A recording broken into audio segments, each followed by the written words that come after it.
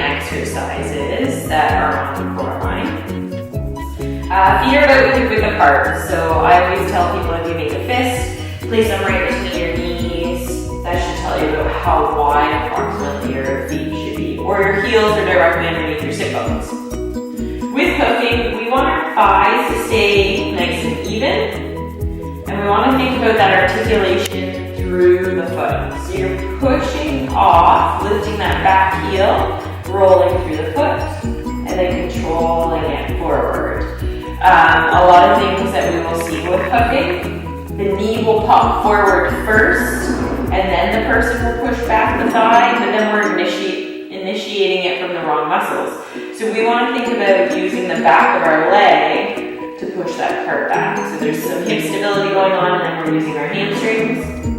The other thing that will go is people will use their hip and have a straight leg. And again, that thigh isn't lining up with the other one. We want that knee bend to occur when we do that. So as we are hoofing, the thigh should stay nice and even.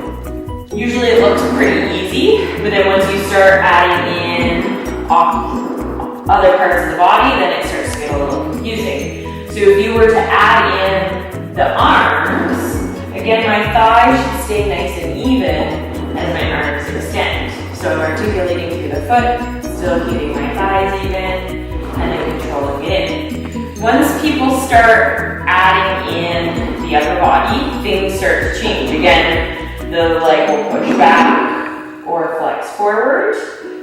The upper body can become disconnected in the sense that people will round through their upper back. So you still need to think about your shoulder placement. Or they almost sit.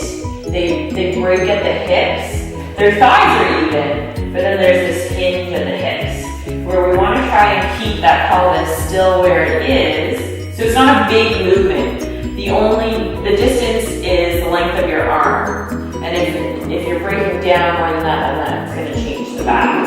So as you extend through the arm, we want the pelvis to stay nice and neutral and to stay nice and tall. And then when we add on, we take the opposite hand away from the bar.